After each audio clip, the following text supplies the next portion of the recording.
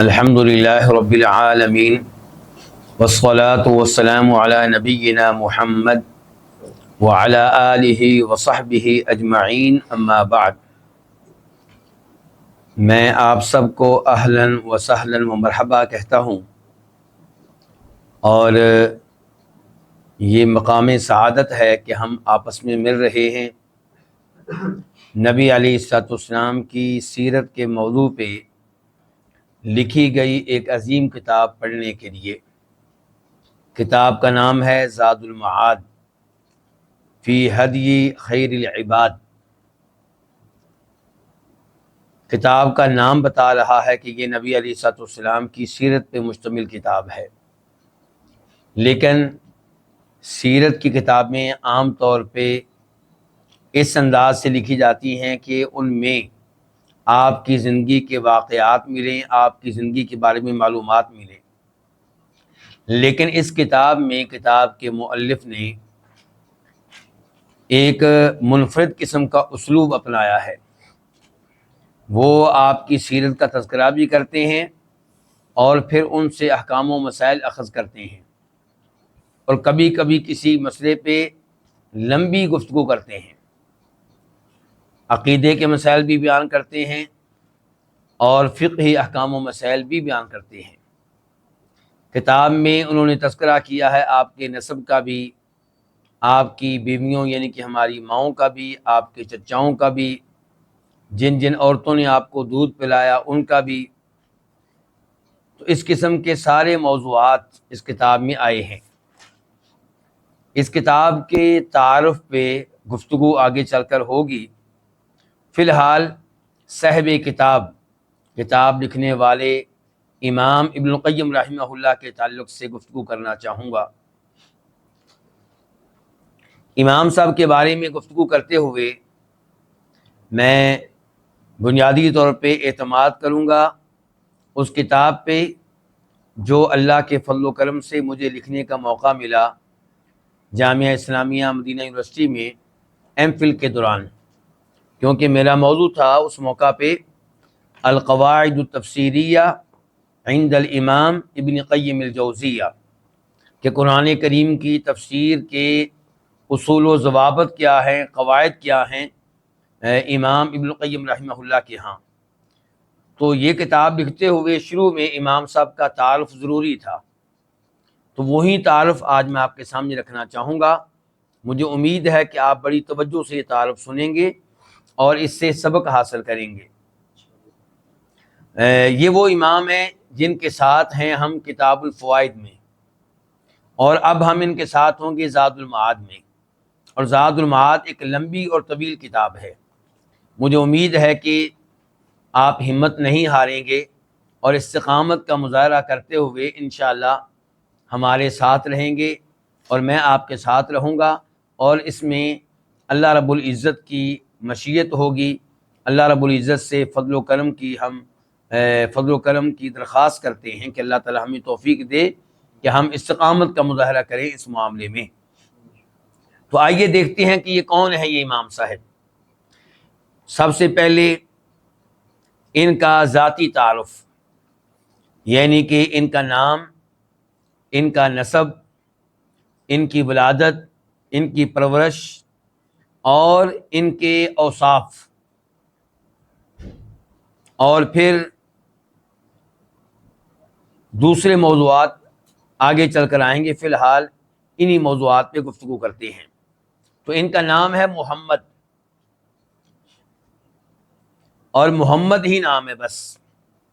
وہ صورتحال نہیں ہے جو پاکستان انڈیا میں ہوتی ہے کہ اکیلا محمد بطور نام ہمارا معاشرہ قبول ہی نہیں کرتا۔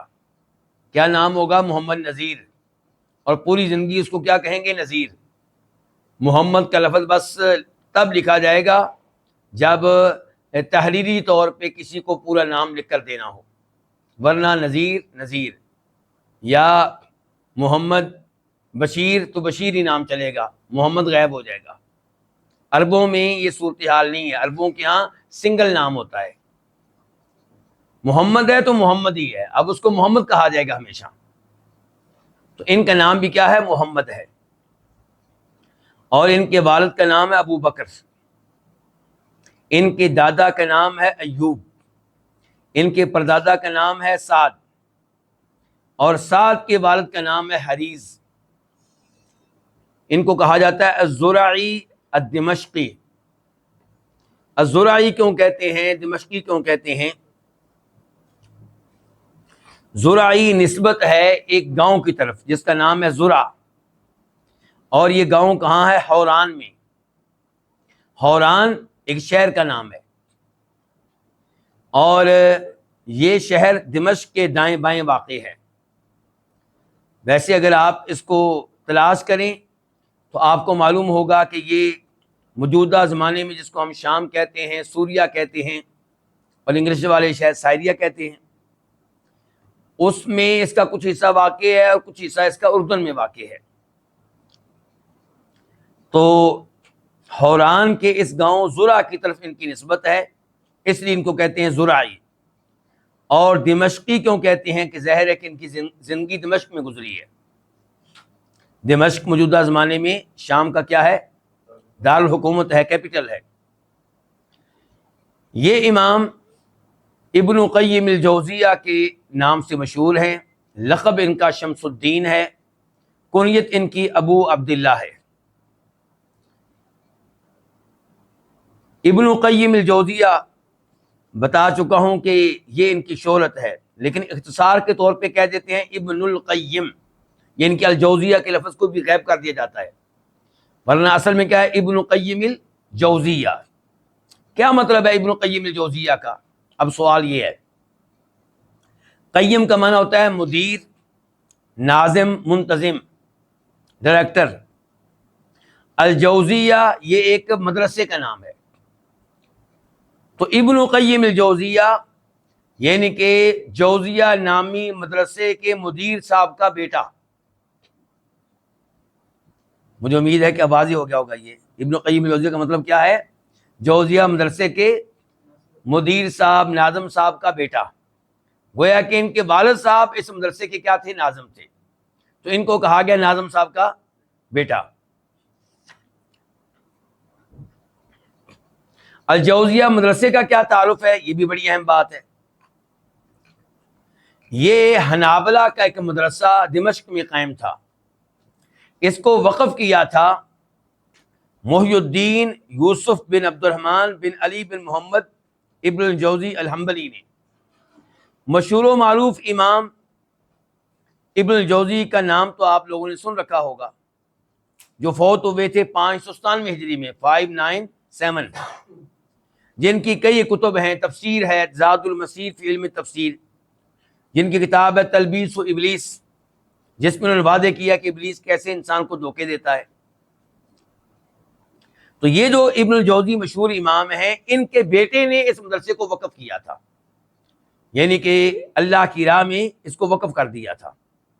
تو اس سے سبب کیا ملا مجھے اور آپ کو؟ کہ ہمیں بھی چاہیے کہ ہم بھی سوچیں کہ قبر میں جانے سے پہلے میں نے کون سی چیز اللہ کی راہ میں وقف کی ہے جس کا اجر و ثواب قبر میں جانے کے بعد بھی مجھے ملتا رہے گا۔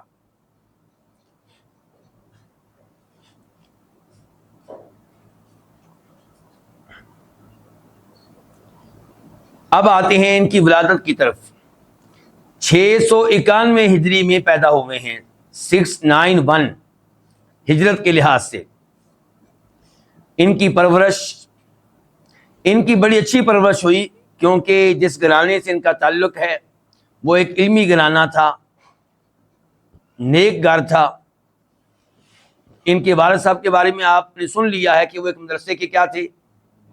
ناظم تھے، منتظم تھے، اور عالم دین تھے، خصوصاً علم وراثت کے بڑے ماہر تھے۔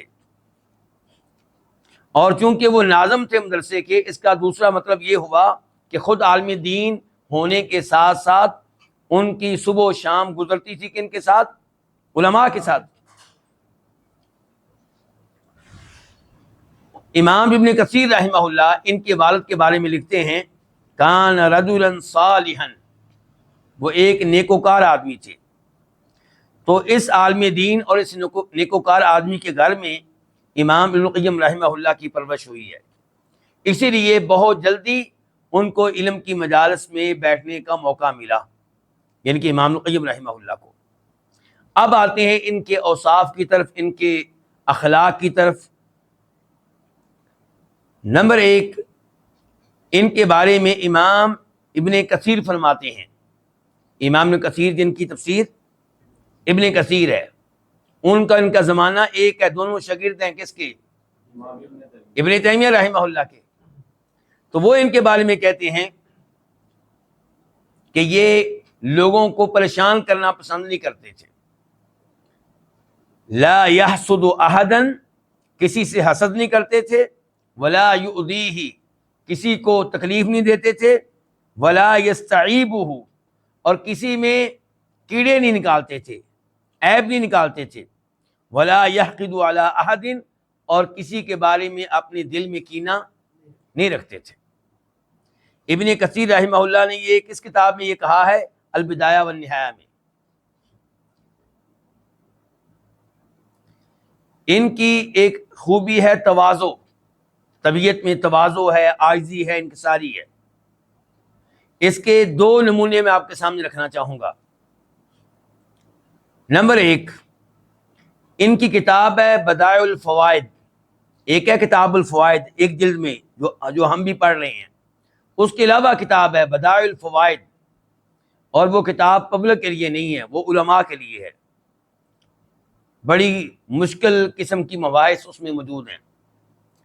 اس کتاب میں، اور وہ 4 جلدوں میں ہے، اس کتاب میں انہوں نے گفتگو کی ہے السلام علیکم ورحمۃ اللہ کے موضوع پہ، السلام علیکم ورحمۃ اللہ کے موضوع پہ گفتگو کی ہے، اور اس السلام علیکم ورحمۃ اللہ کے موضوع پہ 28 مسئلے ہیں جو انہوں نے بیان کیے ہیں۔ صرف السلام علیکم ورحمۃ اللہ کے اوپر 28 مسائل بیان کیے ہیں۔ ان میں سے ایک مسئلہ یہ ہے کہ نبی علیہ الصلوۃ والسلام کی حدیث ہے، بخاری مسلم میں آئی ہے کہ اذا سلم علیکم اہل الکتاب فقولوا علیکم، جب تمہیں اہل کتاب سلام کہیں، کوئی یہودی سلام کہے، کوئی نصرانی عیسائی کرسچن سلام کہے، تو آپ آگے سے کہیں وعلیکم، اور تمہارے اوپر۔ یہ جو اور واؤ کیوں آیا یہاں پہ، اور کیوں آیا ہے؟ وہ جو 28 مسئلے انہوں نے بیان کیے ہیں نا السلام علیکم رحمۃ اللہ کے اوپر، ان میں سے ایک مسئلہ کیا ہے کہ یہ واؤ یہاں پہ کیوں آئی ہے؟ کیونکہ کئی علماء کرام نے کہا ہے کہ یہاں پہ واؤ کو نہیں ہونا چاہیے، کیونکہ واؤ کا مطلب یہ ہوگا کہ تمہارے اوپر بھی۔ کیا مطلب؟ جو طالب علم ہیں وہ تو جانتے ہیں، لیکن جو طالب علم نہیں ہیں وہ نہیں جانتے کہ یہودی آپ کے پاس آتے تھے اور کہتے تھے السلام علیکم، یعنی کہ لام غائب کر دیتے تھے، اور السلام علیکم، السلام علیک، اس کا مطلب ہے کہ تو مر جائے، تیرے اوپر موت آ جائے۔ تو چونکہ وہ دلی طور پہ مسلمانوں کو یہ دعا دینا پسند نہیں کرتے کہ السلام علیکم، اللہ تمہیں سلامت رکھے، السلام علیکم تو بہت پیاری دعا ہے، لیکن وہ آ کے کیا کہتے تھے؟ السلام علیکم۔ اچھا، یہودی تو ایسا کرتے تھے مسلمانوں سے دشمنی کے پیش نظر، اور آج یہی حرکتیں کرتے ہیں آج کل کے ہمارے نوجوان، جدید تعلیم لینے والے اور جدید تعلیم لینے والی بچیاں، وہ بڑے لاڈ سے، بڑے فیشن سے یہی کہہ رہی ہوتی ہیں اپنے ابا جی کو کہ ابا جی جلدی سے آپ مر جائیں۔ وہ پورا نہیں کہتے، السلام علیکم نہیں کہتے، السلام علیکم۔ تو یعنی کہ بدعا دے رہے ہوتے ہیں اپنے والدین کو، اپنے بہن بھائیوں کو۔ تو بہرحال آپ علیہ السلام نے پھر کیا کہا کہ تم آگے سے کہا کرو وعلیکم، یعنی کہ جو کچھ مجھے کہا ہے وہی کچھ تمہارے لیے۔ اگر میرے لیے سلامتی کی دعا کی ہے تو میں بھی کہتا ہوں کہ اللہ تمہیں سلامت رکھے، اور اگر مجھے بدعا دی ہے تو میری طرف سے بھی تمہارے لیے وہی کچھ۔ لیکن اگر لفظ ہوتا علیکم واؤ کے بغیر پھر تو کوئی مسئلہ نہیں تھا، لیکن مسئلہ ہے وعلیکم، یعنی کہ اس کا مطلب یہ ہے کہ ٹھیک ہے میرے اوپر بھی اور تمہارے اوپر بھی۔ گویا کہ آپ کہہ رہے ہیں کہ جو دعا تو نے دی ہے مجھے، وہی میرے ساتھ ساتھ تمہارے لیے بھی، تمہارے ساتھ ساتھ میرے لیے بھی۔ تو یہ واؤ کا یہ معنی کئی لوگوں نے سمجھا، تو انہوں نے کہا کہ یہاں پہ واؤ نہیں ہونا چاہیے، اور پھر انہوں نے ایک دو حوالے بھی دیے کہ فلاں حدیث میں واؤ کے بغیر ہی آیا ہے، فلاں روایت میں واؤ کے بغیر آیا ہے۔ تو امام صاحب نے اس موضوع پہ گفتگو کی، بڑی شاندار گفتگو کی کہ واؤ حدیث سے ثابت ہے اور اس کا ہونا بالکل ٹھیک ہے، اور اس کی وجہ سے وہ اشکال لازم نہیں آتا جو اشکال آپ لوگوں کے ہاں پیدا ہوا ہے۔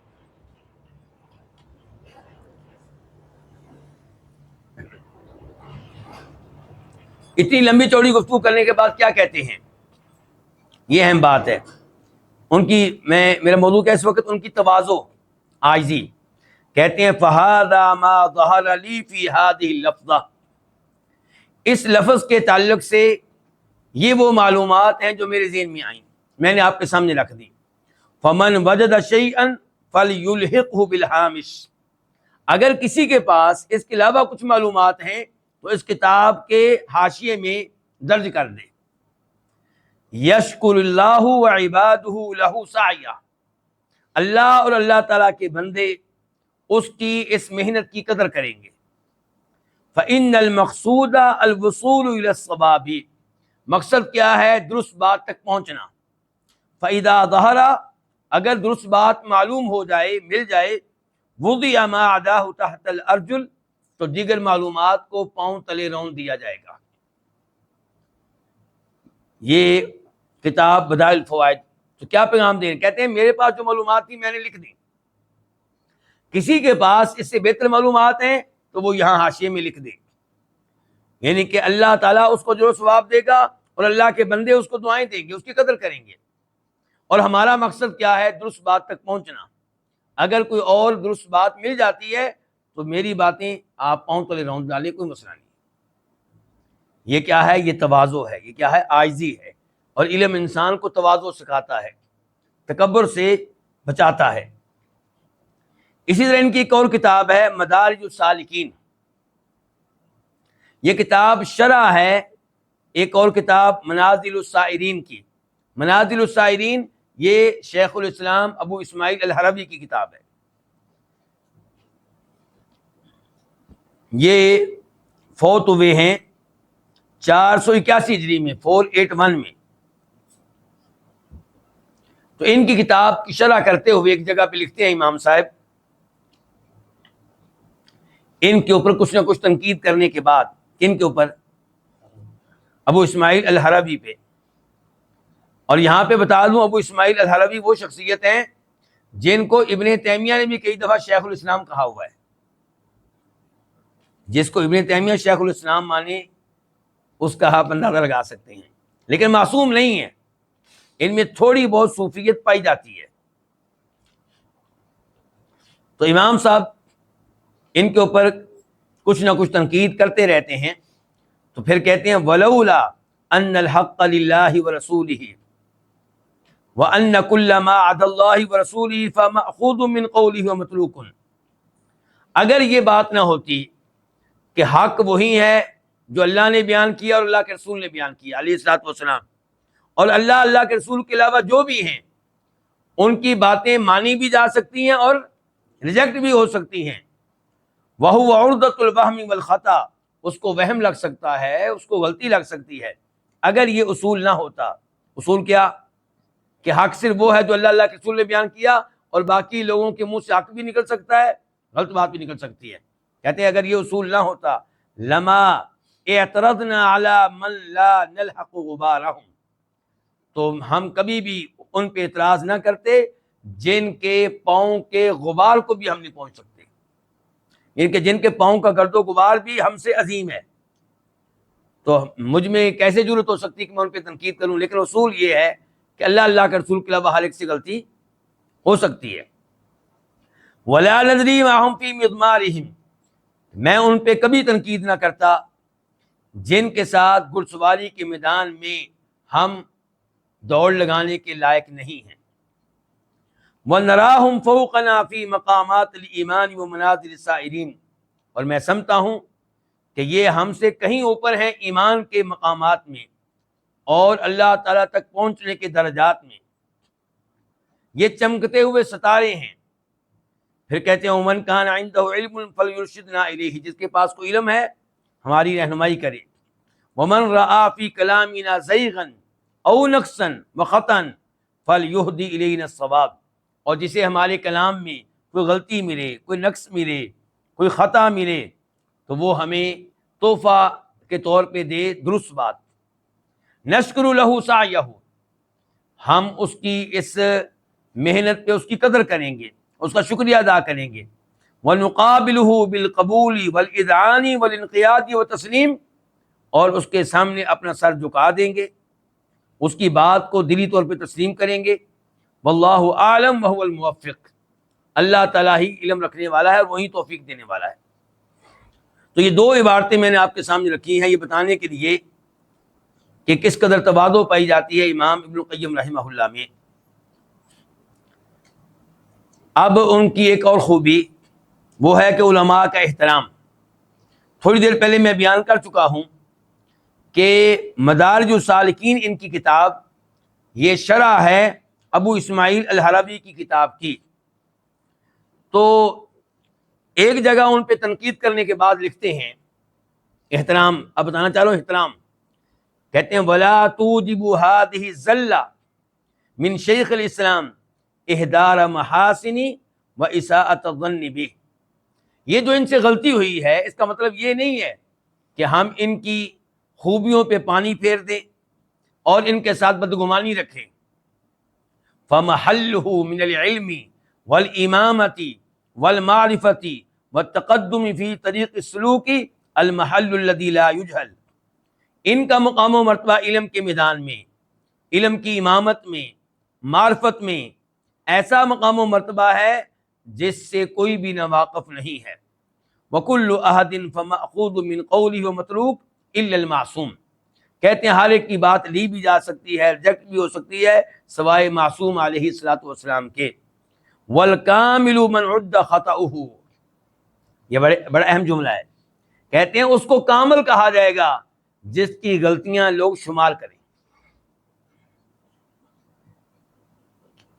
جس کی غلطیاں نوٹ کی جا رہی ہیں اس کا مطلب یہ ہے کہ عام طور پہ یہ آدمی اچھا ہے، چند ہی غلطیاں ہوئی ہیں، number 1، number 2، number 3، number 4، number 5، 6، یہ غلطیاں 10 ان کی غلطیاں جی ان کو نظر انداز کر دیں، باقی آدمی بہت زبردست ہے.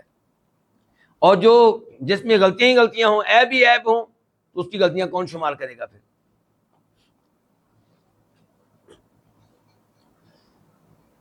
ان کی خوبیوں میں سے خوبی یہ ہے امام القیم رحمہ اللہ، وہ ہے الوفا، وفاداری. امام ابن تیمیہ رحمہ اللہ ان کی ہدایت کا سبب بنے.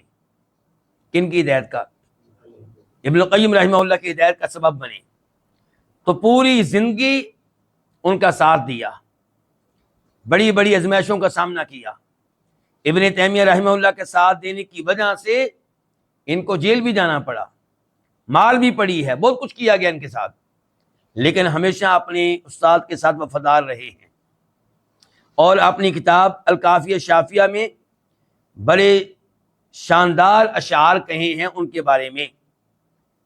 مثال کے طور پہ یا قومی واللہ العظیم نصیحتا من مشفق واخن لکم معوانی جربت هذا كله ووقعت في تلك الشباك وكنت ذا طيران حتى اتاح لي الاله بلطفه من ليس تجزيه يدي ولساني حبر اتى من ارض حرانا فيا اهلا بمن قد جاء من حرانا. حرانی شعری وزن کی وجہ سے. فاللہ یجزیہ الذی هو اہلہ من جنت المأوى مع الرضوان قبضت یداہ یدی وصار فلم نرم حتی ارانی مطلع الایمان. کیا کہہ رہے ہیں یہاں پہ؟ کہتے ہیں کہ میری طرف سے ایک نصیحت ہے اور میں آپ پہ شفقت کرنے والا ہوں، آپ کا بھائی ہوں، میری نصیحت پہ غور کریں. میں نے یہ سب گمراہیوں کا تجربہ کر لیا ہے، یہ اللہ تعالیٰ کی صفات کا کے معنی کا انکار کرنا، یہ تعطیل، ان سب گمراہیوں سے میں نکل کر آیا ہوں. میں گمراہیوں سے کیسے نکلا؟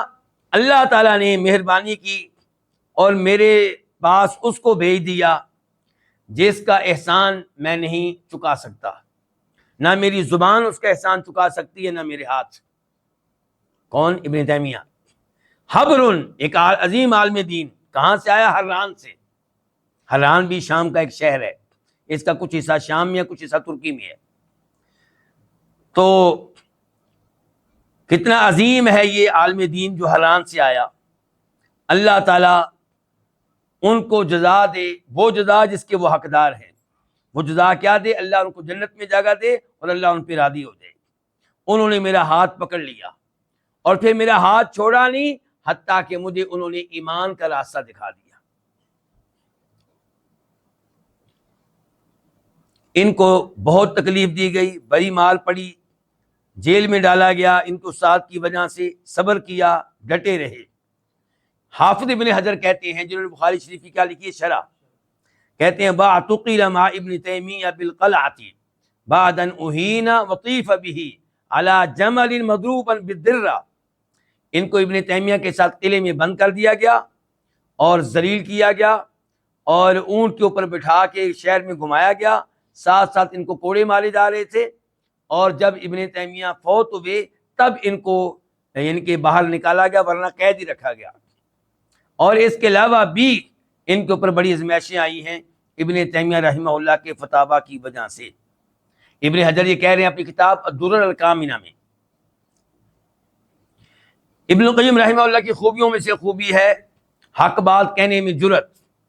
امام شوکانی کہتے ہیں ان کے بارے میں، کان متقیدا بالادلۃ الصحیحہ، صحیح دلائل کا اہتمام کرتے تھے، معجبا بالعمل بہا، اور صحیح دلائل پہ عمل کرنے پہ بڑے خوش تھے، غیر معول علی الرأی، رائے کو پر اعتماد نہیں کرتے تھے، قرآن و حدیث پہ اعتماد کرتے تھے، صادیا بالحق، حق بات کہنے میں بڑی جرت رکھتے تھے، کھل کے حق بات کہتے تھے، لا یحابی فیہ احدا، حق بات کہتے ہوئے کسی کی پرواہ نہیں کرتے تھے، ونعمت الجرأہ، کتنی شاندار ہے یہ جرت و جسارت جو ابن القیم میں پائی جاتی تھی۔ کون کہہ رہے ہیں؟ امام شوکانی۔ ان کی خوبیوں سے خوبی کیا ہے؟ صبر اور استقامت۔ ان کو بہت تنگ کیا گیا، بہت پٹائی کی گئی، کئی دفعہ جیل میں ڈالا گیا، ان فتاویٰ کی وجہ سے جو کتاب و سنت کے دلائل پہ مبنی تھے۔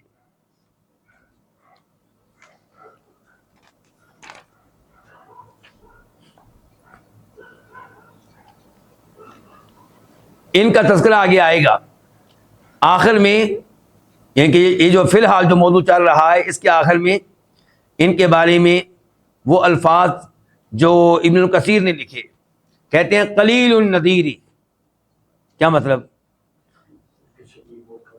ان جیسے لوگ بہت کم ہوتے ہیں۔ پھر کہتے ہیں بل عدیم النذیر، بل عدیم النذیر فی مجموعہ و امورہ و احوالہ، بلکہ ان کی پوری زندگی کو لیا جائے تو اب ان جیسا آدمی آپ کو زمین پہ نہیں ملے گا۔ والغالب علیہ الخیر والاخلاق الصالحہ، ان پہ خیر کا غلبہ تھا اور عمدہ اخلاق کا غلبہ تھا۔ سامحہ اللہ ورحمہ، اللہ ان پہ رحم فرمائے اور اللہ تعالیٰ ان کی غلطیوں کو نظر انداز فرمائے۔ اب آتے ہیں ان ازمائشوں کی طرف جو ان کے اوپر آئیں۔ نمبر 1، ان کے اوپر ازمائش آئی یہ فتویٰ دینے کی وجہ سے کہ ایک موقع پہ 3 طلاقیں دی جائیں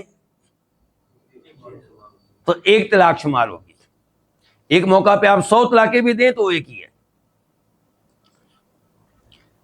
تو یہ فتویٰ ابن القیم رحمہ اللہ نے دیا، اور اس میں انہوں نے اس حدیث کی پیروی کی جو مسلم شریف میں آتی ہے، عبداللہ ابن عباس اس کے راوی ہیں، کہ نبی علیہ الصلوۃ والسلام کے زمانے میں 3 طلاقیں ایک شمار ہوتی تھیں، ابو بکر صدیق کے پورے زمانے میں 3 طلاقیں ایک شمار ہوتی تھیں، اور عمر فاروق کے ابتدائی زمانے میں بھی 3 طلاقیں ایک شمار ہوتی تھیں۔ تو اس فتوے کی وجہ سے ان کو بڑی تکلیفیں دی گئیں، جیسے کہ ان کے استاد ابن تیمیہ کو دی گئیں۔ امام ابن کثیر کہتے ہیں وقد كان متصديا للافتاء بمسألة الطلاق التي اختارها الشيخ تقي الدين ابن تيمية وجرت له بسببها فصول يطول بسطها مع قاضي القضاة تقي الدين السبكي وغيره، یعنی کہ اس فتوے کی وجہ سے ان کے ساتھ بہت کچھ کیا گیا، اگر وہ بیان کیا جائے تو بات بڑی لمبی ہو جائے گی۔ یہ کون کہہ رہے ہیں؟ ابن کثیر کہتے ہیں کہ اس کے پیچھے کون تھے؟ اس زمانے کے چیف جسٹس تقی الدین السبکی، یہ شافی تھے، مقلد تھے، اور یہ ان کے پیچھے پڑے ہوئے تھے۔ ظاہر ہے ان کے پاس سرکاری عہدہ تھا، تو جب بھی ایسا فتویٰ آیا تو انہوں نے خوب ان کو رگڑا، ابن تیمیہ کو بھی اور شاگرد ابن القیم کو بھی۔ دوسرے نمبر پہ وہ فتویٰ جس کی وجہ سے ان کو جیل میں ڈالا گیا، وہ یہ کہ انہوں نے ان لوگوں کے عمل کو غلط قرار دیا جو بیت المقدس میں صرف اس لیے جاتے تھے کہ وہاں پہ ایک قبر مشہور ہے ابراہیم علیہ السلام کی قبر کے نام سے، اس کی زیارت کی جائے۔ تو قبر کی خاطر سفر کرنا جائز نہیں ہے، ایک شہر سے دوسرے شہر جانا قبر کی زیارت کی خاطر یہ جائز نہیں ہے۔ تو ابن القیم رحمہ اللہ نے یہ مسئلہ بیان کیا، تو اس کی وجہ سے بھی ان کو جیل میں ڈالا گیا، جیسا کہ ان کے شاگرد ابن رجب کہتے ہیں وَحُبِسَ مُدَّةً لِإِنْكَارِهِ شَدَّ الرِّحَالِ إِلَىٰ قَبْرِ الْخَلِيلِ، کہ ایک عرصے تک وہ جیل میں ڈالے گئے اس وجہ سے کہ وہ غلط قرار دیتے تھے ان لوگوں کے عمل کو جو باقاعدہ سفر کیا کرتے تھے ابراہیم علیہ السلام کی قبر کی زیارت کے لیے۔ تیسرا وہ مسئلہ جس کی وجہ سے انہیں ازمائش کا سامنا کرنا پڑا، وہ ہے نبی علیہ الصلوۃ والسلام کی قبر کی زیارت کا مسئلہ۔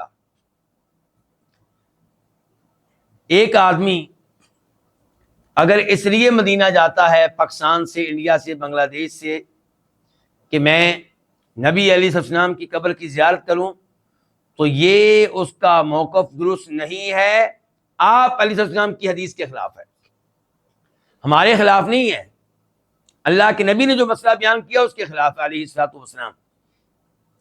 تو اس لیے ابن تیمیہ بھی یہ مسئلہ بیان کیا کرتے تھے، ابن القیم بھی، کہ آپ مدینہ جائیں مسجد نبوی کی نیت سے، جب پہنچ جائیں تو آپ کی قبر کی بھی زیارت کریں، لیکن سفر کریں قبر کی زیارت کے لیے یہ ممنوع ہے آپ کی احادیث کے پیش نظر، کیونکہ آپ علیہ السلام کا فرمان تھا کہ سفر، عبادت کا سفر، نیکی کا سفر، یہ کیا جا سکتا ہے صرف 3 مساجد کے لیے، چوتھی مسجد کے لیے بھی نہیں آپ کر سکتے، مسجد حرام، مسجد نبی، مسجد اقصی، تو قبر کے لیے کرنا تو وہ دور کی بات ہے۔ تو یہ مسئلہ بیان کرنے کی وجہ سے بھی ان کو ازمائشوں کا سامنا کرنا پڑا۔ تو اب ہم ابن القیم رحمہ اللہ کی زندگی پڑھ رہے ہیں اور یہاں پہ مسائل بھی سیکھ رہے ہیں، عقیدہ بھی سیکھ رہے ہیں، تو میں اور آپ جب مکہ سے مدینہ جا رہے ہوں، مین نیت کیا ہو؟ مسجد نبی میں نمازیں پڑھنے جا رہا ہوں، مسجد نبی کی زیارت کے لیے جا رہا ہوں، اور مسجد نبی کے لیے سفر کرنا بالکل ٹھیک ہے، البتہ ساتھ ساتھ ذہن میں یہ بھی ہوگا کہ جب وہاں پہنچ جاؤں گا تو آپ کی قبر کی بھی زیارت کروں گا، لیکن مین مقصد ہو آپ کی قبر کی زیارت، تو یہ آپ کی تعلیمات کے خلاف ہے، اللہ کے نبی کی تعلیمات کے خلاف ہے صلی اللہ علیہ وسلم۔ امام مقریزی وہ کہتے ہیں 726 ہجری کا تذکرہ کرتے ہوئے 726 کے اس سال کیا کیا واقعات پیش آئے، کہتے ہیں شعبان کی 6 تاریخ کو سوموار کے دن ابن تیمیہ کو جیل میں ڈال دیا گیا، اور ان کے ساتھ ان کے بھائی زین الدین کو بھی دمشق کے قلعے میں بند کر دیا گیا، دونوں کو دمشق کے قلعے میں بند کر دیا گیا، اور ابن القیم کی باقاعدہ پٹائی کی گئی، اور ان کو دمشق میں گدھے پہ بٹھایا گیا۔ اور دیکھ رہے ہیں یہ مسائل کتنی اہمیت رکھتے ہیں کہ ان علماء کرام نے ان مسائل کی خاطر ماریں کھائی ہیں، اور آج ہم ان کو اہمیت نہ دیں۔ اپنے آپ کو کئی سلفی کہنے والے کئی لوگ، اپنے آپ کو حدیث کہنے والے کئی لوگ ان مسائل کو اہمیت نہیں دیتے، بس رفع الیدین کر لیا حدیث ہو گیا۔ یہ حدیث کا عقیدہ وہ ہونا چاہیے جو نبی علیہ السلام کا تھا، جو صحابہ کرام کا تھا۔ اچھا، سبب کیا ہے، وجہ کیا ہے، تفصیل کیا ہے کہ ابن القیم نے بیت المقدس میں مسئلہ بیان کیا شفاعت کا اور انبیاء کرام علیہ السلام کے وسیلے کا، اور وہاں پہ یہ بھی بیان کیا کہ صرف قبر کی خاطر، آپ کی قبر کی خاطر مسجد نبوی کی نیت کیے بغیر صرف آپ کی قبر کی نیت سے مدینہ کا سفر کرنا یہ غلط ہے۔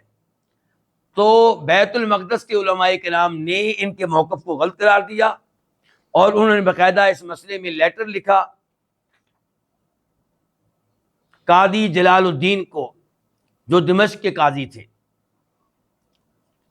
اور ابن تیمیہ کا مسئلہ بھی پیش آ چکا تھا 3 طلاقوں کے مسئلے میں، تو دمشق کے جو علماء تھے وہ اٹھ کھڑے ہو گئے اور یہ ساری باتیں پہنچ گئیں وقت کے حکمران تک۔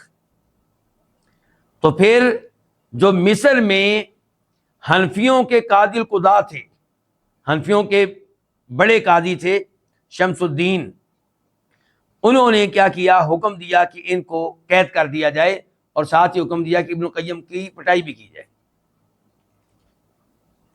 تو یہ اس بارے میں تفصیل تھی۔ اسی بارے میں ابن عبد الہادی لکھتے ہیں، پہلے لکھ رہے تھے امام مقریزی، اور اب ہم لے کر جا رہے ہیں آپ کو امام ابن عبد الہادی کی طرف۔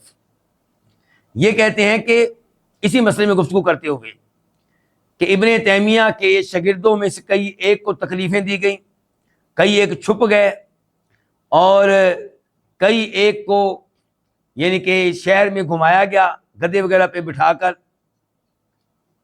اور پھر سب کو چھوڑ دیا گیا سوائے ابن القیم کے، ان کو قلعہ میں بند کیا گیا، اور حتیٰ کہ یہ اس مسئلے میں آہستہ آہستہ خاموشی ہو گئی۔ لیکن ابن القیم کا یہ جیل میں ڈالا جانا یہ کافی طویل ہو گیا، حتیٰ کہ ابن تیمیہ فوت ہو گئے 728 ہجری میں۔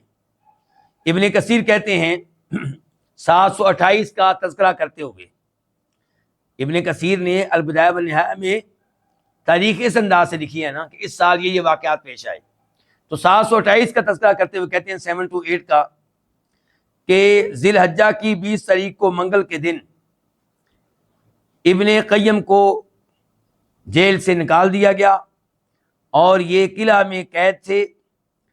ابن تیمیہ کے قید کے زمانے سے ہی، یعنی کہ 726 ہجری میں شعبان میں ان کو قید کیا گیا تھا، تو کتنا عرصہ ہے پھر قید رہنے کا؟ کم از کم 2 سال۔ اب آتے ہیں ابن القیم کی وفات کی طرف۔ 751 ہجری میں یہ فوت ہوئے ہیں، 751۔ پیدا کب ہوئے تھے؟ 691، تو یہ عمر بنتی تقریباً 60 سال۔ اور ان کو ظہر کی نماز کے بعد ان کا جنازہ پڑھا گیا دمشق کی جامع الاموی میں، اور ان کی والدہ کے پاس ان کو دفن کیا گیا۔ جنازے میں بہت رش تھا، اور جنازے میں بڑے بڑے علماء کرام اور بڑے بڑے نیکوکار لوگ موجود تھے۔ اب ہم آتے ہیں ان کی زندگی کے علمی حصے کی طرف۔ اس میں کیا ہوگا کہ انہوں نے علم کیسے لیا، کہاں کہاں کا سفر کیا، نمبر 2 ان کے مشائخ کون کون سے تھے، نمبر 3 ان کے شاگرد، نمبر 4 ان کے اعمال اور ان کی تصنیفات کتب، ان موضوعات پہ گفتگو ہوگی۔ تو امام صاحب نے چھوٹی عمر میں علم لینا شروع کر دیا تھا، 7 سال کی عمر کو ابھی نہیں پہنچے تھے کہ یہ علم لے رہے تھے۔ یہ ہمیں کیسے پتا چلا؟ اس لیے کہ وہ تذکرہ کرتے ہیں اپنے ایک استاد کا کہ میں نے ان سے علم لیا۔ جس استاد کا تذکرہ کرتے ہیں اس استاد کی تاریخ وفات دیکھی جائے تو ابن القیم کی زندگی عمر اس استاد کی فوتگی کے موقع پہ 7 سال سے زیادہ نہیں ہو سکتی، یعنی کہ انہوں نے تذکرہ کیا کہ میں نے ان سے کیا لیا؟ علم۔ اور جب یہ دیکھا جائے کہ وہ استاد کب فوت ہوئے تو اس وقت ابن القیم کی عمر کیا بنتی ہے؟ 7 سال سے کم۔ اس کا مطلب ہے بہت چھوٹی عمر میں علم لینا شروع کر دیا تھا۔ پھر آپ یہ دیکھیں کہ انہوں نے محمد بن ابی الفتح البالبکی سے نحو کی کئی کتب پڑھی، حتیٰ کہ الفیہ ابن مالک پڑھا۔ کن سے پڑھا ہے؟ محمد بن ابی الفتح البالبکی، اور یہ فوت ہوئے 709 میں، 709۔ اچھا، ابن القیم کی عمر کیا ہوگی اس وقت؟ 18 سال، ایسے ہی ہے نا، 18 سال ان کی عمر ہے، 18۔ تو پڑھ کیا رہے ہیں؟ الفیہ ابن مالک. اور الفیہ ابن مالک عام طالب علم نہیں پڑھ سکتا. الفیہ ابن مالک وہی طالب علم پڑھ سکتا ہے جو علم میں آخری درجے کو پہنچ چکا ہو، ورنہ اس کتاب کو سمجھنا اور یاد کرنا آسان نہیں ہے. اس سے بھی پتہ چلتا ہے کہ انہوں نے بہت جلدی علم لینا شروع کر دیا تھا.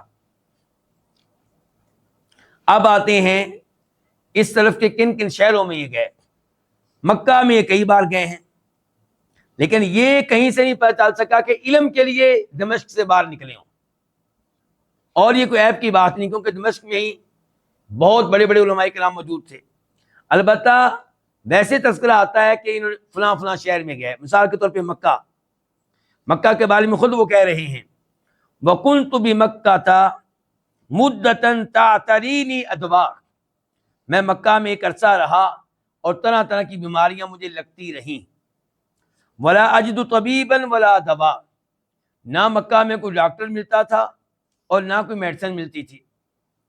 فَكُنْتُ أُعَالِجُ نَفْسِي بِالْفَاتِحَةِ، تو میں اپنا علاج خود کرتا تھا. کس کے ذریعے؟ سورہ فاتحہ کے ذریعے.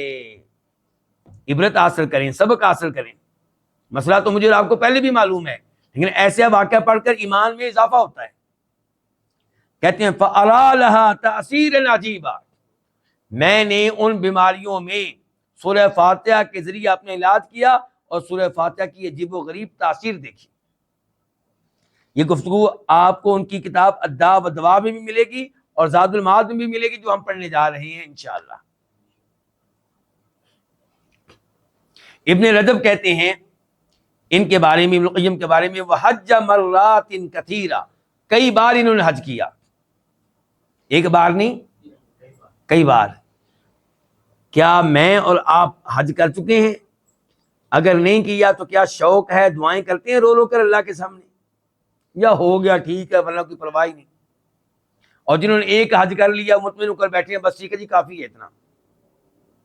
جبکہ حدیث سے کیا پتہ چلتا ہے کہ بار بار حج کریں، بار بار عمرہ کریں. تو کئی بار حج کیا. وجاور بمکہ، اور مکہ میں ایک عرصہ رہے. وکان اہل مکہ یذکرون عنہ من شدت العبادہ وکثرت الطواف امرا یتعجب منہ، اور اہل مکہ بتاتے ہیں کہ وہ عبادت کرنے میں بہت آگے تھے اور کثرت سے طواف کیا کرتے تھے. اس قدر طواف کہ تعجب ہوتا ہے. اچھا یہ کہا کہ بہت طواف کرتے تھے، یہ نہیں کہا بڑے عمرے کرتے تھے. عمرے پہ عمرہ تنعیم سے، مسجد عائشہ سے یہ نہیں کہا. ابن القیم ابن تیمیہ دونوں بیان کرتے ہیں کہ آپ مکہ میں رہتے ہوئے بار بار طواف کریں، جس میں کسی کا اختلاف نہیں. لیکن آپ مکہ کے رہنے والے نہیں ہیں، باہر سے آئے ہیں، اور ایک عمرہ کرنے کے بعد مکہ کے اندر سے احرام پہن کے بار بار عمرے کر رہے ہیں. یہ طریقہ نبی علیہ السلام سے ثابت نہیں ہے، صحابہ کرام سے ثابت نہیں ہے. ہاں مکہ کے رہنے والے صحابہ کرام وہ حدود حرم سے باہر نکل کے عمرہ کرتے تھے، یہ بات بالکل ٹھیک ہے. لیکن جو عمرہ کرنے کے لیے آیا ہوا ہے وہ مزید عمرہ کرنے کے لیے دوسرا، تیسرا، چوتھا عمرہ وہ تنعیم سے کرے، میدان عرفات سے کرے، ایسا آپ کو صحابہ کرام سے نہیں ملے گا.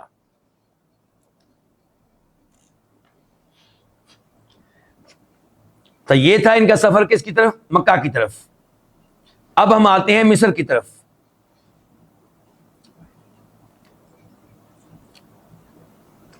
مصر بھی یہ گئے ہیں، یہ ہمیں معلوم ہوتا ہے خود ان کی عبارت سے.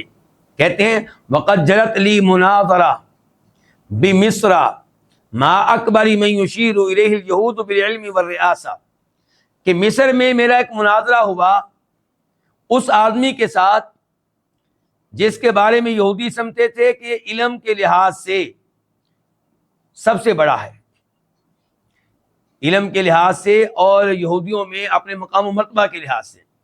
تو کہتے ہیں میرا اس سے مناظرہ کہاں ہوا ہے؟ مصر میں. اس سے کیا پتہ چلا کہ مصر میں بھی یہ گئے ہیں.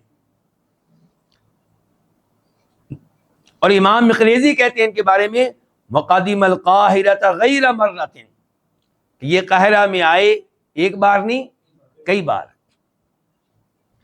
تیسرے نمبر پہ ان کا سفر ثابت ہے بیت المقدس کی طرف.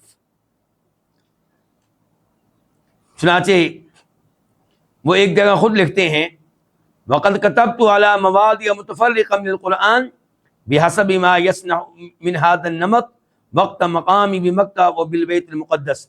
کہتے ہیں میں نے قرآن کریم کی کئی آیات کے بارے میں لکھا ہے جیسے جیسے مجھے موقع ملا، مکہ میں بھی اور بیت المقدس میں بھی. اور تھوڑی دیر پہلے ہم یہ بھی پڑھ چکے ہیں کہ بیت المقدس میں انہوں نے مسئلہ بیان کیا تھا کیا کہ نبی علیہ الصلوۃ والسلام کی قبر کے لیے سفر کرنا صرف قبر کی خاطر یہ درست نہیں ہے. چنانچہ وہاں کے علماء کرام ان کے خلاف اٹھ کھڑے ہوئے اور پھر ان کو تکلیفوں کا سامنا کرنا پڑا. اس سے بھی پتہ چلا کہ بیت المقدس میں یہ گئے تھے. اب آتے ہیں ان کے مشائخ کی طرف. سب سے پہلے الشہاب العابر، یعنی کہ الشہاب جو کہ خوابوں کی تعبیر کرنے میں بہت آگے تھے. ابو العباس احمد بن عبد الرحمن بن عبد المنعم النابلسی، یہ فوت ہوئے ہیں 697 میں 697. اور ابن القیم کا پیدا ہوئے ہیں 691 میں. اب کیا خیال ہے کب علم لیا ہوگا ان سے؟ 7 سال سے پہلے.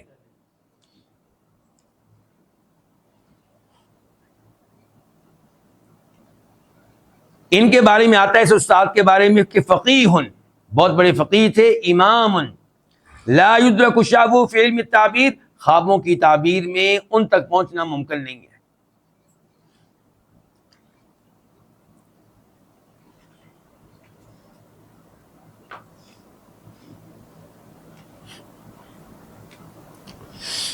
ایک اور ان کے استاد ہیں محمد بن ابو الفتح البالبکی، جن کا تھوڑی دیر پہلے تذکرہ کیا تھا، جو فقیہ بھی تھے، محدث بھی تھے، نحوی بھی تھے. یہ 709 ہجری میں فوت ہوئے ہیں 709. اور ابن القیم نے ان سے عربی کی نحو کی کئی کتب پڑھی ہیں، جرجانیہ پڑھی ہے، الفیہ ابن مالک پڑھا ہے، کافیہ شافیہ کا اکثر حصہ ان سے پڑھا ہے، تسہیل کا کچھ حصہ ان سے پڑھا ہے. تیسرے نمبر پہ ان کے استاد ہیں صفی الدین الہندی،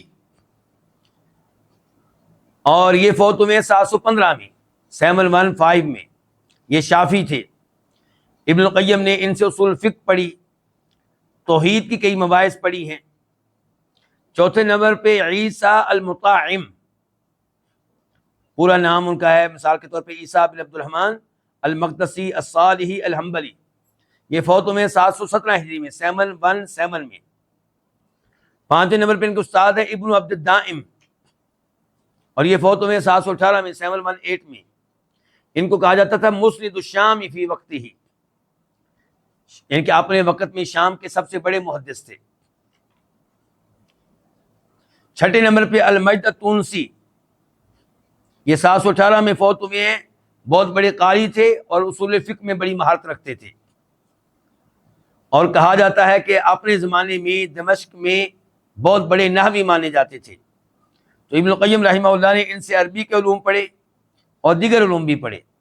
ساتویں نمبر پہ ان کے استاد ہیں ابن القیم کے ان کے والد ابو بکر بن ایوب، جو کہ مدرسہ جوزیہ کے ناظم صاحب تھے. ان سے یہ علم وراثت کے بڑے ماہر تھے. چنانچہ علم وراثت کا علم ابن القیم نے اپنے والد سے لیا ہے. اور آٹھویں نمبر پہ ہیں بہاء الدین ابن عساکر. نویں نمبر پہ شرف الدین ابن تیمیہ کے بھائی، یہ بھی ابن القیم کے کیا ہے؟ استاد ہیں.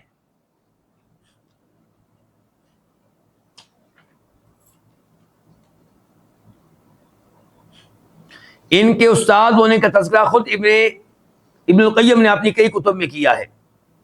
مثال کے طور پہ اعلام الموقعین میں کہتے ہیں ابن حزم کا تذکرہ کرنے کے بعد ابن حزم کا ایک موقف بیان کیا کسی مسئلے میں، پھر کہتے ہیں وہذا اختیار شیخنا ابی محمد ابن تیمیہ اخی شیخ الاسلام ابن تیمیہ، کہ ابن حزم والا موقف تھا ہمارے شیخ، ہمارے استاد ابو محمد کا، جو کہ شیخ الاسلام ابن تیمیہ کے بھائی ہیں. پھر ہیں جی ان کے استاد ابن تیمیہ.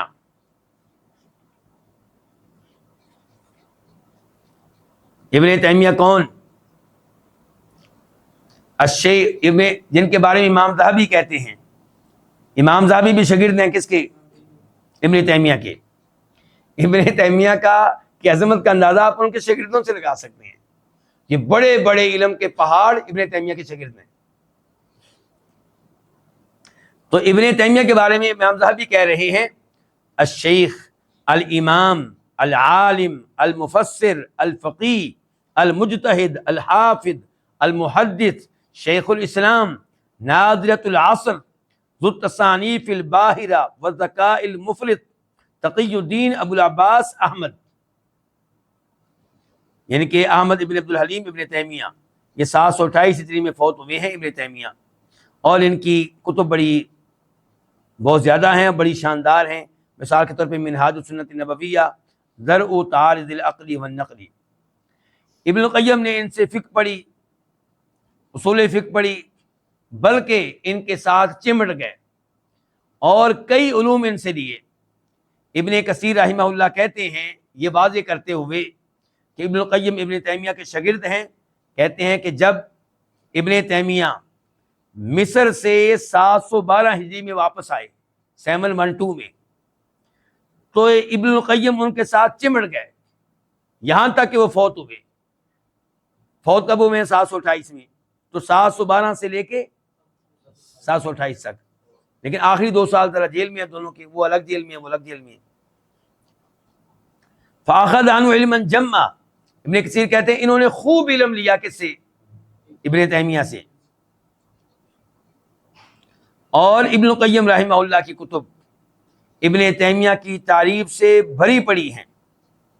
ایک جگہ پہ لکھتے ہیں ان لوگوں کا تذکرہ کرتے ہوئے جو عقل کو نقل پہ ترجیح دیتے ہیں، عقلی دلائل کو قرآن و حدیث کے دلائل پہ ترجیح دیتے ہیں، کہتے ہیں ابن القیم فاقام اللہ لدینہ شیخ الاسلام ابو العباس ابن تیمیہ، چنانچہ اللہ تعالیٰ نے ان کا مقابلہ کرنے کے لیے کھڑا کیا ابن تیمیہ کو، فاقام علی غضبہم مدت حیاتہ بالید والقلب واللسان، چنانچہ ابن تیمیہ ان سے لڑتے رہے۔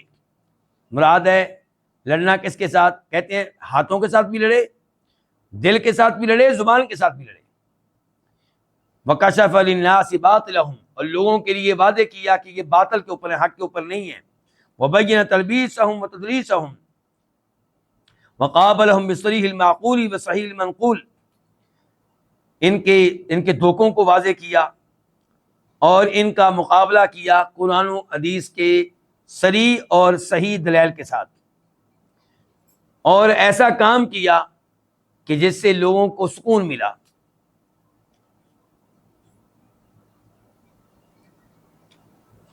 آخر میں یہ بات ذہن میں رہے کہ ابن القیم کو علماء کرام ابن تیمیہ کی نیکیوں میں سے ایک نیکی سمجھتے ہیں۔ یہ الفاظ سنیے ذرا ابن حجر کے، کہتے ہیں وَلَوْ لَمْ يَكُنْ لِلشَّيْخِ تَقِيِّ الدِّينِ مِنَ الْمَنَاقِبِ إِلَّا تِلْمِيذُهُ الشَّهِيرُ الشیخ شمس الدین ابن القیم الجوزیہ صاحب التصانیف النافعۃ السائرہ، اگر ابن تیمیہ کی کوئی نیکی نہ ہو، کوئی خوبی نہ ہو، سوائے اس ایک خوبی کے کہ انہوں نے امت کو کیا دیا؟ ابن القیم، وہ ابن القیم جنہوں نے بڑی عظیم الشان کتب لکھی ہیں، جن سے ان سے محبت کرنے والے بھی فائدہ اٹھاتے ہیں، ان کے مخالف بھی فائدہ اٹھاتے ہیں۔ اگر ابن تیمیہ کی اس کے علاوہ کوئی نیکی نہ ہو تو یہی ایک نیکی کافی ہے یہ بتانے کے لیے کہ ابن تیمیہ کتنے عظیم امام ہیں۔ ایک اور جگہ پہ لکھتے ہیں ابن حجر کہ ابن القیم ہی ہیں جنہوں نے ابن تیمیہ کے علوم کو بہترین انداز میں ترتیب دیا اور امت کے سامنے پیش کیا۔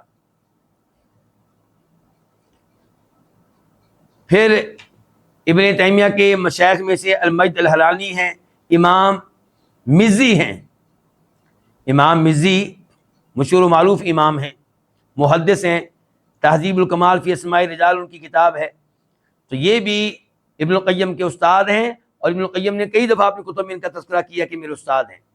اور آخری نمبر پہ ان کے استاد ہیں ابن مفلح، جو فوت ہوئے 763 ہجری میں۔ تو یہیں پہ آج کے درس کا اختتام کرتے ہیں۔ ابن القیم رحمہ اللہ کی زندگی کے بارے میں کچھ نہ کچھ آج ہم نے جانا ہے، آئندہ درس میں بھی اسی موضوع پہ کچھ نہ کچھ گفتگو رہے گی، اور پھر زاد المعاد کے اوپر گفتگو ہوگی، اور پھر باقاعدہ کتاب کا آغاز ہوگا۔ لوگ پوچھتے ہیں کہ اس کتاب کا کون سا ایڈیشن ہے جس سے پڑھایا جائے گا، تو دیکھیں فی الحال میرے سامنے دو ایڈیشن ہیں۔ ایک ہے مؤسسۃ الرسالہ کا، جس کی تحقیق کی ہے شیخ شعیب ارناؤت نے، عبد القادر ارناؤت نے، جو 6 یا 5 جلدوں میں ہے۔ اور دوسرے نمبر پہ وہ ایڈیشن، وہ طبع جس کو شائع کیا ہے دار ابن حزم اور دار عطاءات العلم نے۔